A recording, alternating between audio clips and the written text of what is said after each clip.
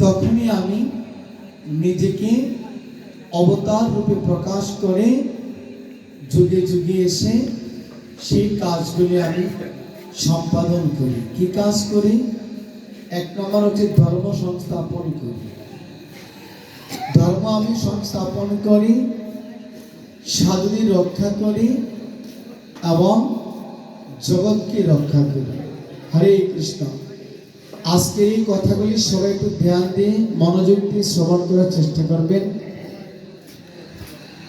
তাহলে আপনারা কিছুটা উপলব্ধি করতে পারবেন এবং বুঝতে পারবেন এই নৃসিংহ ভগবান তিনি কে? সাক্ষাৎ যে শ্রীকৃষ্ণ জন্মাষ্টমী আমরা করি, সেই কৃষ্ণই নৃসিংহ রূপে আবির্ভূত হয়েছিলেন ভক্ত প্রহ্লাদকে রক্ষা করবার জন্য। এবং বিভিন্ন অবতারে ভগবান ভক্তদের পিতামাতার সাহায্য নিয়েছেন।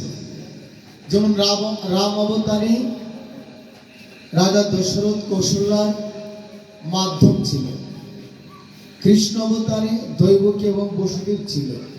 কিন্তু ভগবান নরসিংহজি তিনি আবির্ভূত হলেন, তিনি কোনো পিতামাতার মাধ্যমে আবির্ভূত হয়নি। তিনি আবির্ভূত হয়েছেন স্তম্ভ থেকে। তো সেই বিষয়ে আমরা প্রসঙ্গক্রমে শেষে বলবো, যখন একবার সত্যযুগে শুরুতে ভগবান শ্রীহরি তিনি ভাবলেন যে আমি অনেক দিন ধরে একা একা বসে আছি, আমার মন চাচ্ছে, যেমন অনেক সময় দেখা যায় বাবাও ছেলেদেরকে নিয়ে অনেক সময় খেলা করে মাঠে। তো ভগবান চিন্তা করলেন অনেক দিন ধরে বসা, আমার ইচ্ছে হচ্ছে আমি একটু যুদ্ধ করার জন্য। কিন্তু ভগবানের সাথে যুদ্ধ করবে এমন যোদ্ধা এই সংসারে কে আছে? কেউ নেই। তখন তিনি চিন্তা করলেন যে আমি যুদ্ধ করব, আমার বিপক্ষে কে যুদ্ধ করবে? সেরকম যুদ্ধ এই সংসারে কেউ নেই। তাই ভগবানের ইচ্ছায় কি হলো, চতুর্ষণ ব্রহ্মা, চারজন পুত্র মানস পুত্র, সনন্দ, সনত কুমার, সনাতন, এই চার ভাই। আমি প্রথমে বলছি আজকের এই কথা আপনারা যদি মন দিয়ে শুনেন তাহলে বুঝতে পারবেন সেটা কোনো অভিনয় বা কাল্পনিক কথা নয়। তখন তিনি কি করলেন, ব্রহ্মার চার পুত্র যখন মানুষ পুত্র মানে বুদ্ধি থেকে সৃষ্টি হলেন, এদেরকে ব্রহ্মা বললেন তোমরা বিয়ে করো, সংসার করো, তারপর বংশ বৃদ্ধি করো। কিন্তু এই চার ভাই জোরাত করে বললেন, হে পিতাশ্রী, আপনার এই আদেশ আমরা রক্ষা করতে পারবো না, আমরা চিরকুমার থাকবো, আমরা কখনো বিয়ে করব না। তো যেই ব্রহ্মা ক্রোধান্বিত হলেন, চার ভাই না করলেন, সেই ক্রোধ থেকে সৃষ্টি হয়েছে দেবাদিদেব মহাদেব ব্রহ্ম ভ্রুযুগল থেকে। ওরা চার ভাই যে না করছে, না করে তো ব্রহ্মা যে রাগ করলেন, সেই ক্রোধ থেকে সৃষ্টি হলো শিবশঙ্কর ভোলানাথে। তো এখন ওই চার ভাই নৈষ্ঠিক ব্রহ্মচারী, তাদের বয়স 1 কোটি বৎসর করে, কিন্তু তারা 5 বৎসরের বালকের মতো দেহটা ছোট রাখে। তো একবার চিন্তা করলেন আমরা বৈকুণ্ঠে যাব, গিয়ে ভগবান শ্রীহরিকে নারায়ণকে দর্শন করব। তো চার ভাই যখন গেলেন, বৈকুণ্ঠের দ্বারপাল ছিলেন কে? আপনারা তো অনেক জানেন, অনেক কিছু বোঝেন। বৈকুণ্ঠের দ্বারপাল কে ছিল? বৈকুণ্ঠের দ্বারী, বড় বড় বাড়িতে দারোয়ান থাকে না? তো ভগবানের যে ধাম বৈকুণ্ঠ ধাম, সেখানেও ভগবানের ধামে 2 জন দাঁড়ি ছিল, সে ব্রহ্মাণ্ড পাহারা দেয়। সেই 2 দাঁড়ির নাম কি ছিল? জয় বিজয়। জয় এবং বিজয়, নাম মনে রাখবেন, জয় এবং বিজয়। 2 ভাই বাধা দিলেন। কাদেরকে বাধা দিলেন? কাদের বাধা দিলেন? চতুর্ষণকে। আমার কথা আপনারা মন দিয়ে শুনতে পারতেছেন না। ব্রহ্মা তোমার 4 পুত্র গেলেন বৈকুণ্ঠে ভগবানকে দর্শন করার জন্য, আর 2 ভাই তার পাল জয় এবং বিজয় এই দুজনে কি করলেন? তাদেরকে বাধা দিলেন, তোমরা ভিতরে যেতে পারবে না। এখন এই 4 ভাই, ওরা তো ছিল বৈষ্ণব ভক্ত এবং সাধারণ ভক্ত ছিলেন না, যাদের পরনে শুধু লিঙ্গি ছাড়া আর কিছু ছিল না। তখন এই 4 ভাই বললেন, আমরা আসছি বৈকুণ্ঠে ভগবানকে দর্শন করতে, আমাদের তো অন্য কোনো কামনা নেই, অন্য কোনো বাসনা নেই, তাহলে তুমি আমাদেরকে বাধা দেওয়া। তাই কি করলেন? এই 4 জন তেজস্বী ব্রহ্মকুমার একসাথে অভিশাপ দিলেন, তোমরা অসুর কুলে জন্মগ্রহণ করো, বৈকুণ্ঠ থেকে পতন হবে তোমার। হরে কৃষ্ণ।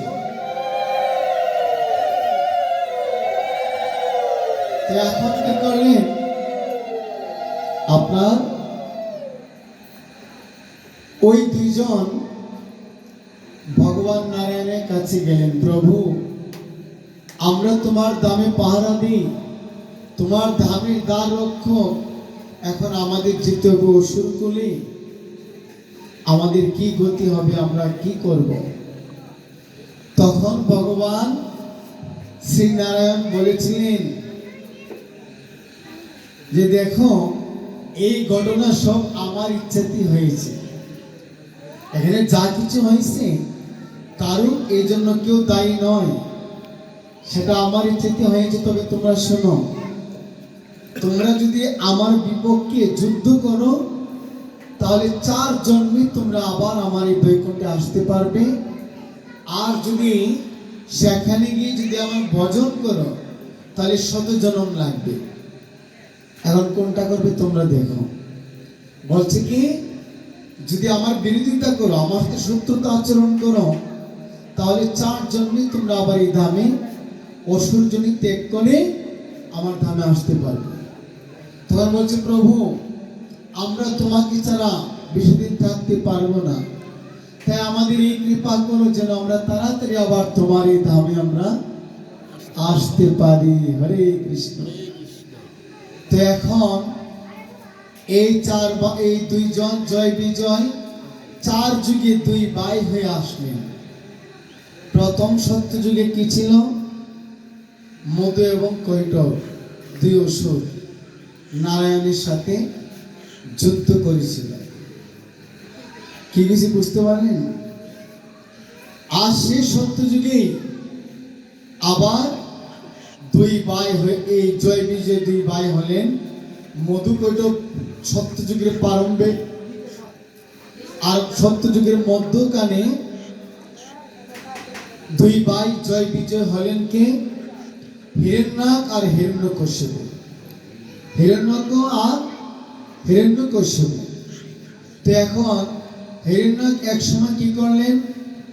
হিরণ্যকশিপুর বড় ভাই, তারা এমন পরাক্রমশালী, এক সময় পৃথিবীকে সমুদ্রে পাতালে নিয়ে রেখে দিলেন, এত ক্ষমতা ছিল। তখন ভগবান শ্রীকৃষ্ণ তিনি বরাহ রূপ ধরেছিলেন। বরাহ রূপ ধরে সেই হিরণ্যককে বধ করে পৃথিবীকে পাতাল থেকে আবার মধ্যস্থলে এনে স্থাপন করেছিলেন। বুঝতে পারেন? আজকে যে কথাগুলি আমরা হিরণ্যকশিপুকে সে বিষয়ে একটু আস্বাদন করবো, কিন্তু মন দিয়ে শুনবেন। এখন বড় ভাই যে ভগবান বিষ্ণু বরাহ রূপে তাকে বধ করলেন, তারপর থেকে হিরণ্যকশিপু বিষ্ণু নাম, বিষ্ণু গুণগান, বিষ্ণু ভজন, যজ্ঞ, তপস্যা এই সব কিছু তার রাজ্যে তিনি দেখতে পারেন না, সইতে পারেন না, শুনতে পারেন না। যে বিষ্ণু নাম করে, যে বিষ্ণু গুণগান করে, তাকে বধ করে ফেলেন।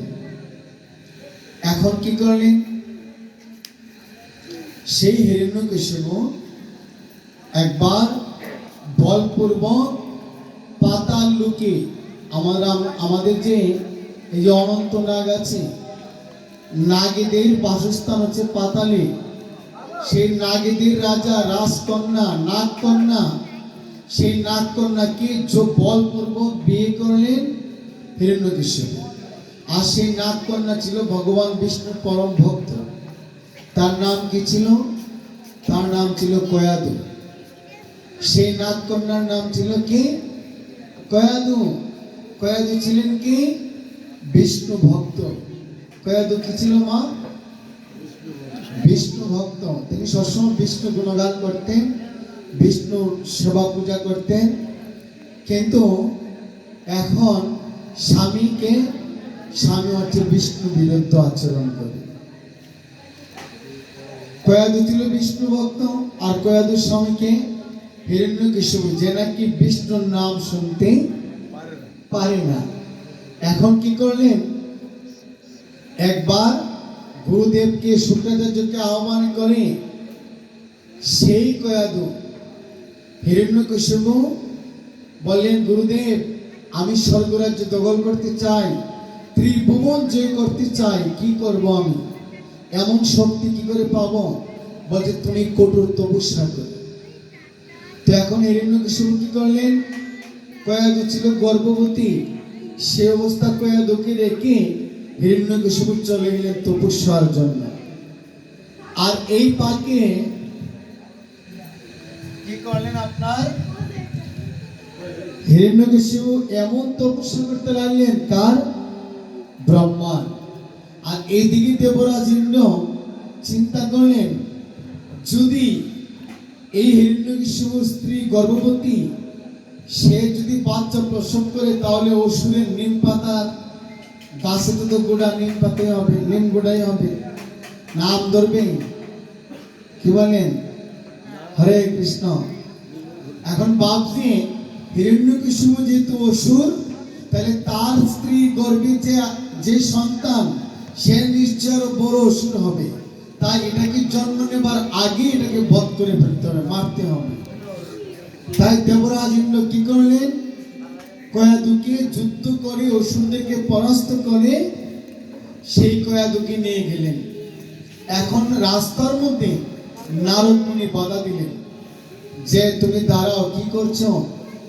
বলছে দেখো, হিরণ্যকশিপু গর্ভের সন্তান, এই কয়াদুর গর্ভে, আমরা এই সন্তানটাকে নষ্ট করে দেব, আর নয়তো সে আরো বেশি অসুরের প্রভাব বিস্তার করবে। তখন নারদ মুনি বলছে দেবরাজ ইন্দ্রকে, শোনো, অনেক সময় গোবরের মধ্যে পদ্মফুল ফোটে না বাবা? হরে কৃষ্ণ। এই যে জারের বাস, একটা জারের বাস কি সব জায়গায় লাগে না। কোনো বাস ল্যাট্রিনে যায়, কোনো বাস ঘরে যায়, কোনো বাস মন্দিরে যায়। ইট কলা থেকে কোনো ইট ল্যাট্রিনে যায়, টয়লেটে যায়, কোনো ইট ঘরে যায়, কোনো ইট মন্দিরে যায়। তো মানুষ জন্ম পেয়ে কোনো মানুষ গোবিন্দের সেবায় লাগে, কোনো মানুষ সংসারের সেবায় লাগে, কোনো মানুষ মায়া মোহে বদ্ধ হয়ে জীবনটা নষ্ট করে ফেলে। তো মানুষের মধ্যে সেই উত্তম, যার জন্মটা যেমন একটা ইট মন্দিরে লাগে, মানুষগুলির জন্ম নিয়ে যে মানুষের জন্মটা গোবিন্দ সেবায় লাগে, ভগবত সেবায় লাগে, তার জন্মটা সার্থক হয়ে যায়, তাহার জন্মটা ধন্য হয়ে যায়। তো আপনারা যদি একটু মন দিয়ে শুনেন, এখানে আমি গ্রন্থ এনেছি, ভগবান নরসিংহের মহিমা, অনেক সুন্দর আস্বাদন করতে পারবেন। তো কি করলেন? নারদ মুনি বলতেছে, দেখো দেবরাজ, যে গর্ভে যে সন্তান আছে, ওই সন্তানের দ্বারাই তোমরা উদ্ধার লাভ করবে, আর হিরণ্যকশিপু বধ হবে। এই সন্তান সাধারণ সন্তান নয়, এই সন্তান হবে ভগবান বিষ্ণুর একনিষ্ঠ ভক্ত। হরি বল। যে অসুর কোনো কি ভক্ত হয়? তখন নারদ মুনি বললেন, দেখো, অসুর কোনো ভক্ত হয় যদি ভক্ত সঙ্গ করে। আপনার জলের কোনো রং নেই, যেই রঙের গ্লাসে জল রাখবেন সেই রঙেই ধরবে। মানুষ তারই চরিত্র গ্রহণ করবে যার সাথে সে সঙ্গ করবে। যদি মানুষ সৎসঙ্গ করে, তাহলে সাধুর আচরণ 1 দিন 2 দিন 3 দিন 4 দিন 1 সপ্তাহ পরে হলো সে সাধুর প্রভাব তার শরীরে আসবে। আর যদি একটা প্রবাদ আছে, যদি সে মদপুর গাঁজা করে বসে ঘুরে, তো 7 দিন পরে সেও গাঁজা খাওয়া শিখবে। এটাই বাস্তব। যার সঙ্গ করবে তার প্রভাব তার শরীরে আসবে। এবার কি করলেন দেখেন, এই কয়াদু গর্ভাবস্থায় নারদ মুনি নিয়ে ভাগবত পাঠ করতেন। আমাদের সমাজে প্রচলিত একটা প্রথা আছে, গর্ভ হলে সন্তান গর্ভে আসলে গীতা শোনো না, গীতা পাঠ করো না, পূজা দিও না, এই করো না, সেই করো না। এটা মহা অপরাধ। এটা কি অপবিত্র কাজ? পবিত্র ভগবানের দান। তাহলে ওই সময় যদি কেউ গীতা পাঠ করে, হরিনাম করে, পূজা অর্চনা করে, ভাগবত পাঠ করে, তুলসীকে জল দেয়, কৃষ্ণ নাম কীর্তন করে, তাহলে দেখবেন ওই সন্তানটা জন্মের পর ভগবানের ভক্ত হবে। আর ওই সন্তান পেটে নিয়ে যদি কি বলবো আ খাওয়া কু খাওয়া খায়, সারাদিন টিভি দেখে, সিরিয়াল দেখে, ফেসবুক দেখে, বাজে জিনিস দেখে, ওই সন্তান জন্মের পর কত মায়েরা এখন বলে আমার ছেলেরা ভক্ত না, একটু বোঝান, একটু বলেন। কিভাবে হবে? কারণ একটা কুমার মাটির সাজের মধ্যে দেওয়ার পরে রৌদ্রে পোড়ায়, আগুনে যখন পুড়িয়ে এটাকে তোলা হয়, এখন যে নমুনা সিস্টেম হয়েছে, ওই জিনিসটাকে শ্বাস করে সময় ভুলটা যদি সদ্রিমিত তাহলে সুন্দর করে করা যেত। এখন রৌদ্রে পুরে আগুনে দিয়ে পোড়ানো হয়েছে, এখন আর মানে ভেঙে যাবে, কিন্তু এটাকে আর ঠিক করা যাবে না। আমার কথা বুঝতে পারছেন? সন্তান ছেলে মেয়ে ধর্মিক হতে হলে গর্ভাবস্থায় সেটা ঠিক করতে হয়। প্রহ্লাদ কেন তোর ভক্ত হলো? ওই যে প্রথমে বললাম, প্রহ্লাদের মা কি ছিল? কি ছিল? বিষ্ণু ভক্ত ছিল। কি ছিল? বিষ্ণু ভক্ত ছিল। স্বামী যখন কাছে আসতো ভয়ে সবসময় কৃষ্ণ নাম করতেন, বিষ্ণু নাম করতেন, তাই সন্তানটা বিষ্ণু ভক্ত হল। এখন নারদ মুনির কাছে ভাগবত কথা শ্রবণ করেছিল গর্ভাবস্থায়। নারদ মুনির মতো একজন মহাত্মার সঙ্গ প্রভাবে প্রহ্লাদ মহারাজ মায়ের গর্ভে তিনি ভাগবত পাঠ করতেন, হরিধ্বনি করতেন এই নারদের সঙ্গ স্পর্শে। এবার হিরণ্যকশিপুর দিকে তপস্যা করতেছে, আর এইদিকে লীলা হলো। এবার হিরণ্যকশিপুর তপস্যায় শোনেন আমরা কি শক্তি অর্জন করেছি। আর হিরণ্যকশিপু এত শক্তি অর্জন করার পরও ভগবানের কাছে ধ্বংস হয়ে গেল। কি শক্তি অর্জন করছে? ব্রহ্মা আসলেন, আর আসার পর বলেন হে পিতামহ আমাকে অমর বর দান করো। বলছে পুত্র অমর বর আমার কাছে দেওয়া সম্ভব নয়। তাহলে তুমি যা চাও আমি তাই দেব। তখন বুদ্ধি করে করে বর নিছে। কি বর নিছে? বলছে পিতামহ আমাকে যেন দিনও না মারতে পারে, কথাটি শুনবেন, দিনও যেন না মারতে পারে, রাত্রি যেন না মারতে পারে। বলছে তথাস্তু। আকাশও যেন না মারতে পারে, আবার ঘরের ভিতরে যেন না মারতে পারে। এই জগতে তো এইগুলি আছে। কোনো অস্ত্র যেন না মারতে পারে, কোনো শস্ত্র যেন না মারতে পারে। বলছে ঠিক আছে। কয়টা বর চাইলেন? তারপর বলছে কোনো মানুষ, রাক্ষস, পশু কিংবা ভূত প্রেত, তোমার সৃষ্টি যা আছে, দেবতা, কিন্নর, গন্ধর্ব, তাদের হাতে যেন আমার মৃত্যু না হয়। বলছে তথাস্তু। শেষে কি বলছে? বলছে যে আমার কোনো অবস্থায় যেন মৃত্যু না হয়। এখন দিনও যেন না মারতে পারে, রাত্রি যেন না মারতে পারে। এইভাবে এক এক করে 7-8টা বর চাইলেন। অর্থাৎ এই জগতে যা কিছু আছে, এখন হিরণ্যকশিপু চিন্তা করলেন এই জগতে তো দিন আর রাত্র, এই জগতে তো অস্ত্র আর শস্ত্র, এই জগতে দেব দেবতা, তো তাদের হাতে যেহেতু আমার মৃত্যু হবে না, এখন আমি অমর বর পেয়ে গেছি। হরি বল। বাড়িতে এসে অত্যাচার আরম্ভ করলেন, স্বর্গরাজ্য দখল করলেন, সমস্ত দেব দেবতাদেরকে বসে আনলেন। কিন্তু দেখেন এই অসুরের ভয়ে দেবতারা পর্যন্ত ভগবান হিরণ্যকেশব কি জয়, ভগবান হিরণ্যকেশব কি জয় গুণগান করতে লাগলেন। কিন্তু প্রহ্লাদ মহারাজ কয়াদুর গর্ভে যখন জন্ম নিলেন, তখন শুভ লক্ষণ দেখো, পুষ্প বৃষ্টি হলো, সংকীর্তনী আওয়াজ হলো, স্বর্গের দেবতারা সে পুষ্প বৃষ্টি করলো। এই ছেলের নাম রাখলেন কি? প্রহ্লাদ। এখন প্রহ্লাদ যখন 5 বছর বয়স হলো, তখন সারাক্ষণ শুধু হরিনাম করে, কৃষ্ণ নাম করে, হাত তুলে বাহু তুলে হরিনাম করে, গোবিন্দের জয় গুণগান করে। তখন পিতা বলল, আমি যেসব জিনিস পছন্দ করি না তুই এইসব নাম করিস। গুরুদেবের কাছে দিলেন। তো গুরুদেবের কাছে দিছে বলি, গুরুপুত্র বোঝায়, প্রহ্লাদ তোমার পিতা তো ত্রিভুবন জয়ী, ত্রিভুবনের দেব দেবতা তোমার পিতার গুণগান করে, তুমি কেন অবাধ্য হয়ে ওনাকে অসন্তুষ্টির কারণ হলে? মায়েরা কথা শুনবেন, হরে কৃষ্ণ।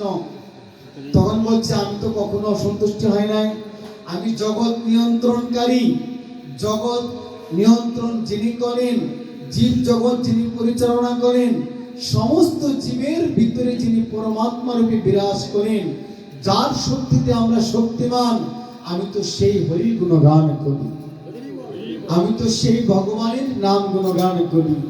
তাহলে পিতার অসন্তুষ্টের কারণ তো আমি দেখি না। বলছে, বলো প্রহ্লাদ তুমি কি বলছে জানো? বলতে, কতে কৃষ্ণ আমার শ্রী রাধার প্রাণ। বলছে খ, বলছে কতে খগেন্দ্র শ্রী যমুনা শ্রী ভজবাসীর প্রাণ। বলছে বলো গ, বলছে ঘতে গোবিন্দ শ্রী ভজবাসীর প্রাণ। বলছে, আরে তোমাকে তো এসব বলতে বলি নাই, তুমি আমার সাথে সাথে যা বলি তা বলো। যখন প্রহ্লাদকে নিলেন, পিতা আদর করে কোলে বসালেন, দেখেন মা কেমন ভক্ত হলো।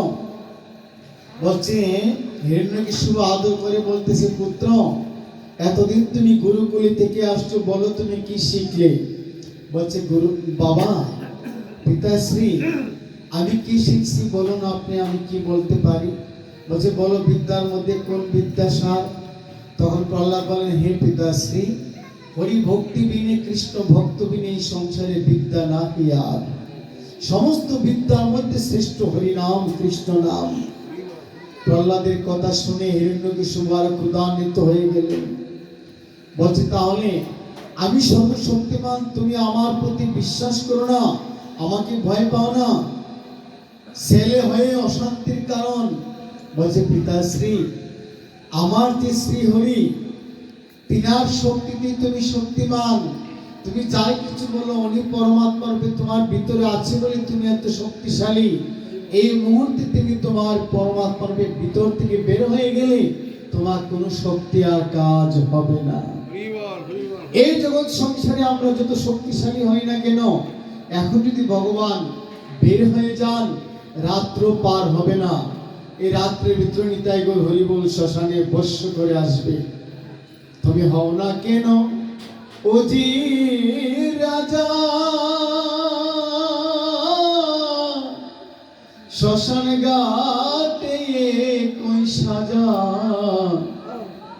বুঝবে মানুষ কত মজা, পুরে হবে বস্য চা।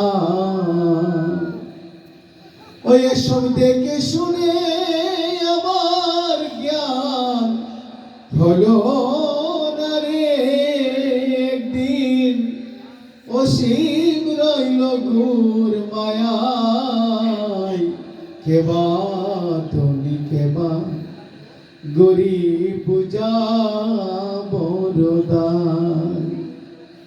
শুধু ধন থাকলে হয় না ধনী। এই ভাগবত কথার সঙ্গে আজকে যে আমি আলোচনা করতেছি আপনাদের মাঝে, এটা বিষ্ণু পুরাণের ভাগবত কথা। তো এখন কি করলেন? হিরণ্যকেশব প্রহ্লাদকে ডেকে নিয়ে মাকে ডাকলেন, মানে স্ত্রীকে। বলছে, কয়াদু এইদিকে আসো। এই মুহূর্তে কুলাঙ্গারকে 1 তোলা 2 তোলা নয়, 100 বিষ খাওয়াও। একটা মা সন্তানকে বিষ খাওয়াতে পারে? খাওয়াতে পারে না। কিন্তু সেই কয়াদু বললেন কি, পুত্র তোমার প্রতি আমার যথেষ্ট মায়া আদর স্নেহ আছে, কিন্তু আমার স্বামীর আদেশ যে পালন করতে হয়। এই বিষের ভাণ্ড হাতে নিয়ে প্রহ্লাদের কাছে গিয়ে মা কোলে নিয়ে কাঁদতেছে আর বলতেছে, প্রহ্লাদ, আমি স্ত্রী ধর্মের কাছে পরাভূত হয়ে গেলাম, পুত্র তোমাকে বিষ খেতেই হবে। তখন দেখতেছে যে মার হাত কাঁপতেছে, নয়ন জলে বুক ভাসতেছে। মা হয়ে কি সন্তানকে খাওয়াতে পারে বিষ? প্রহ্লাদকে দেখে বলছে, মা, মা চোখের জল মুছিয়ে দিয়ে বলছে, মা তুমি কেঁদো না, তুমি আমায় বিষ দাও, আমি সেই বিষ খাবো। কিন্তু আমি যার নাম গুণগান করি, আমার প্রভুর নামের একটা মহিমা আছে, আমি যদি সেই নাম এই বিষ নিয়ে গ্রহণ করি তাহলে মা আমার কিছু হবে না, আমি অমৃত সুধা পান করব। কি বলছে জানেন? সেই বিষটুকু শ্বাসের বিষ যখন ভগবান শ্রী হরির নাম নিয়ে পান করতে লাগলেন, দেখলেন মিষ্টান্নের মতো কিশমিশ পায়েসে ঘ্রাণ পাচ্ছে আর খাইতেছে।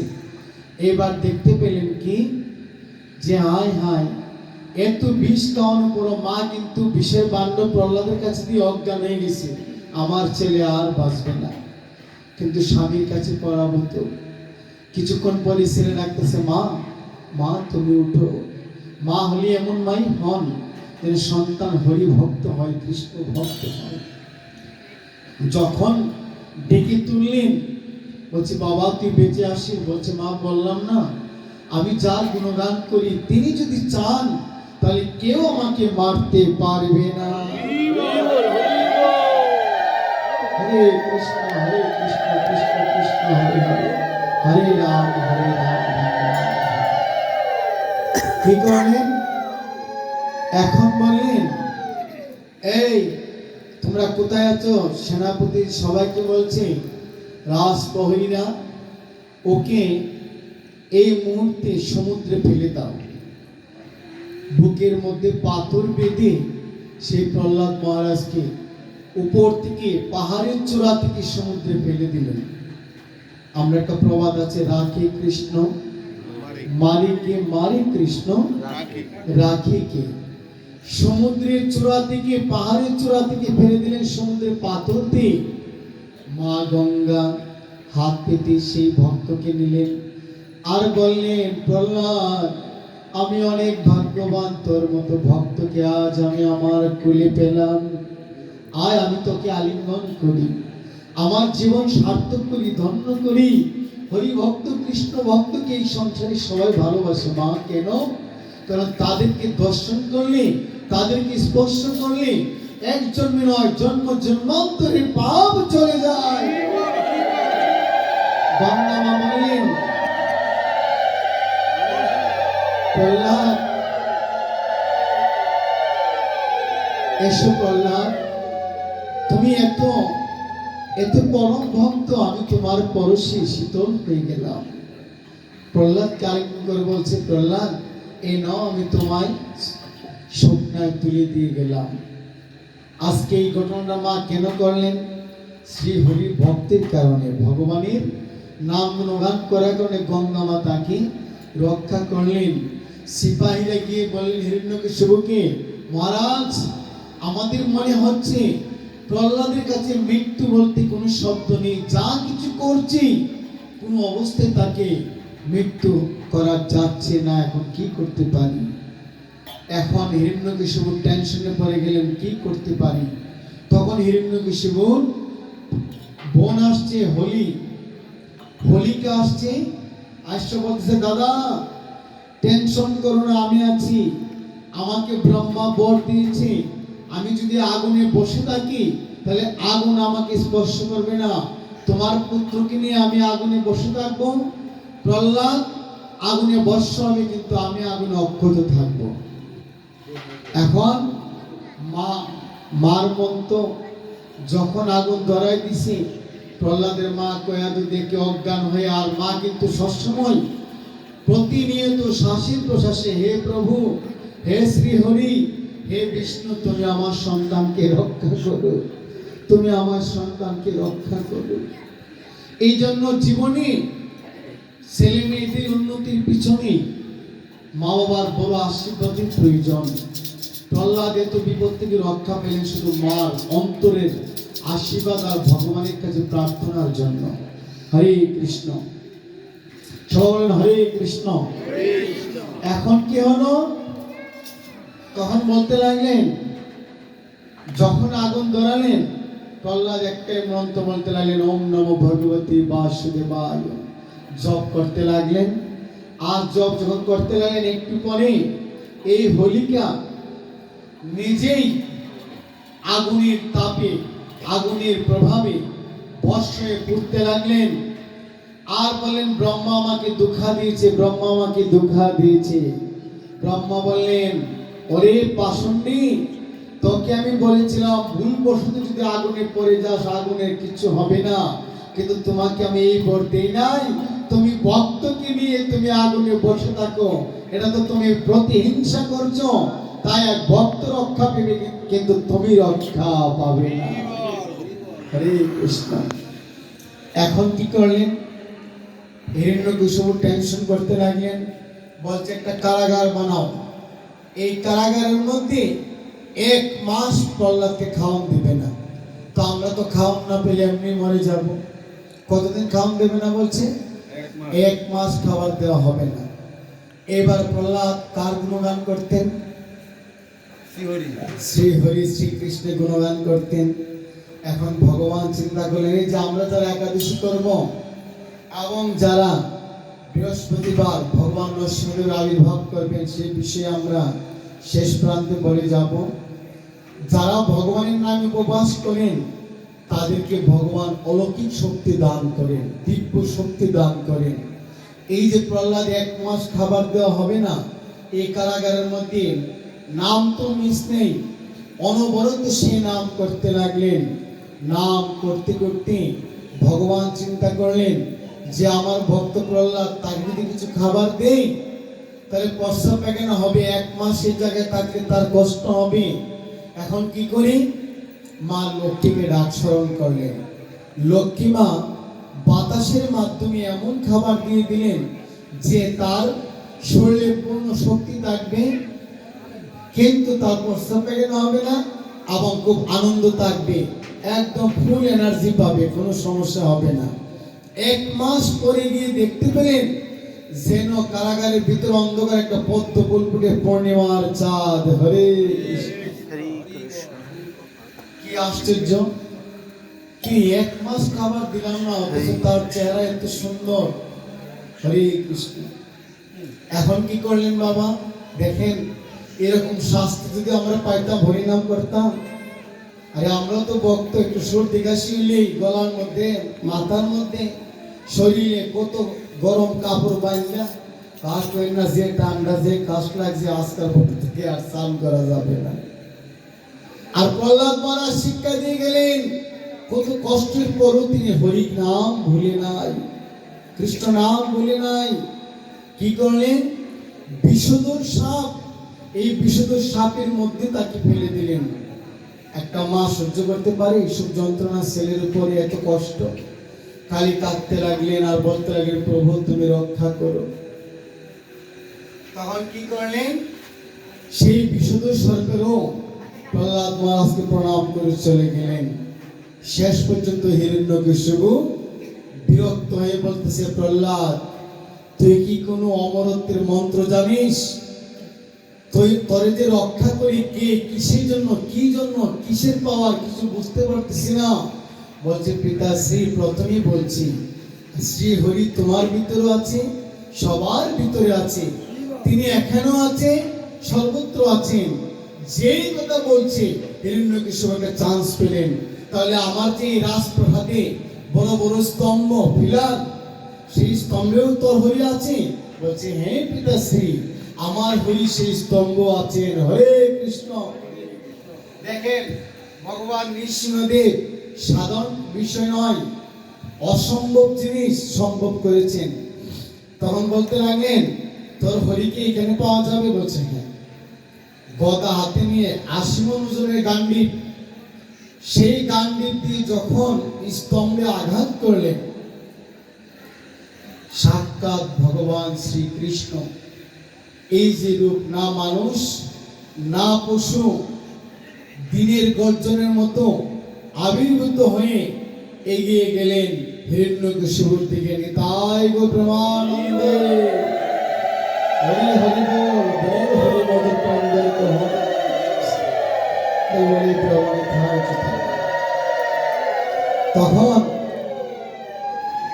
জীবনে এমন কত দেব দেবতা, কত ভগবান দেখলেন, হিরণ্যকশিপু কিন্তু এমন রূপ আর কোনোদিন দেখে নাই। উপরটা কি সিংহের মতো আর নিচটা হচ্ছে মানুষের মতো। এরপরে হিরণ্যকশিপুর হাত থেকে গদা ফেলে চৌকাঠে নিয়ে বসে নখালে, যে আমরা কিছুক্ষণ আগে একটু বন্দনা করলাম, শিলা কঙ্কর নখালে। শিল মানে পাথর, পাথরের মতো বুক ছিল, এত শক্ত হিরণ্যকশিপুর। সেই বুকটা ভগবান নখের দ্বারা চূর্ণ বিচূর্ণ তিনি করে দিলেন। এখন হিরণ্যকশিপুকে ব্রহ্মা বলেন, এই দেখ হিরণ্যকশিপু, আমার বর অনুসারে তোকে মানে নাই, না পশু না মানুষ, না দেবতা, না ঘরে না বাহিরে, না দিনে না রাত্রে, না আকাশে না ভূমিতে। প্রভু তোকে কোথায় মারতেছে? ওনার হাঁটুর মধ্যে রেখে। হরি বল। কথা বুঝতে পারলেন? এখন বলছে যে তোমার বর আমি রাখছি, তুমি যেই বললে। হরে কৃষ্ণ। এই জন্য এই যে শুরুর সময় আমরা ঠাম্মারা করতে সকালে পা রাখতো না, ঘরের দরজায় বা সকালে, ঘরের দরজায় সকালে ফুল দিতে হয়, গঙ্গা জল দিতে হয়, এক গ্লাস জল দিতে হয়। কেন? আজ জেনে যান। কারণ এই সকালে বসেছিল ভগবান শ্রী নৃসিংহদেব, তার জন্য এই সকালকে প্রণাম করতে হয়। সকালে পাড়া দিয়ে ঘরে ঢুকা নিষেধ, তাহলে ভগবান নৃসিংহদেবের চরণে পা পড়ে। তাই ঘরের সকালে সকাল সকাল প্রণাম করতে হয়, ধূপ দিতে হয়, দিয়ে ভগবান নৃসিংহদেবের পূজা অর্চনা করা হয়। কেন এই সকালে ছিল? কে? ভগবান নরসিংহদেব বসেছিল, তাই স্থানটা সিংহাসনের মতো পবিত্র। তাই সকালে